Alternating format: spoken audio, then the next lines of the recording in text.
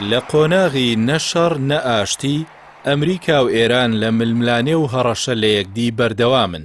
واشنتۆن بۆ لاوازکردن و ملکەچکردنی تاران گرە و لەسەر فشاری ئابووری دەکات.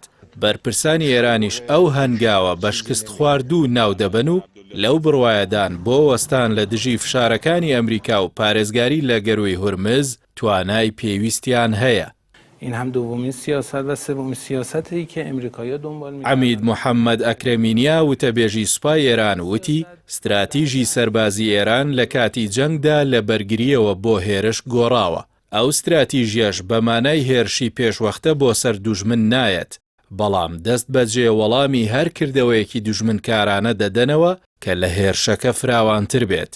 وتەبێژی سوپای ئێران وتیشی سوپای ئێران هەوڵی وەشاندنی هێرشی بەهێزتر لە ڕابردوو لە دوژمن دەدات ئەگەر دووبارە هەڵە بکات.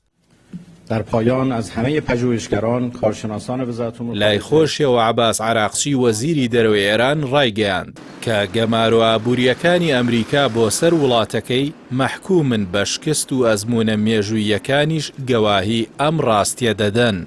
بەرپرسە سەربازیەکەی ئێران پێکهێنانی هاوپەیمانەتی نێوان سعودیە و تورکیا و پاکستانی بە ئاماژەی پاشەکشەی ڕۆڵی ئەمریکا لە ناوچەکەدا لێکدایەوە.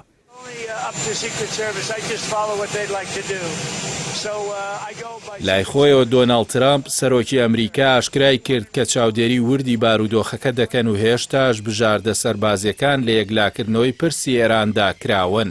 بەڵام لە ئێستادا جەخت لەسەر فشارە ئابووریەکان دەکرێتەوە. ئێران و ئەمریکا بەجددی دانوستان ناکەن و هێرشیش ناکەنە سەر یەکدی. بۆیە مەترسی دروستبوونی دۆخێکی سڕبوونی درێژخایەن لە ئارادایە. هەر لەو میانێشدا ئەمریکا جەنگی ئابووری لە دژی ئێران دەست پێکردووە و هەڕەشەی سزادانی هەر وڵاتێکیش دەکات بۆ دەربازبوون لە سزاکان یارمەتی ئێران بدات.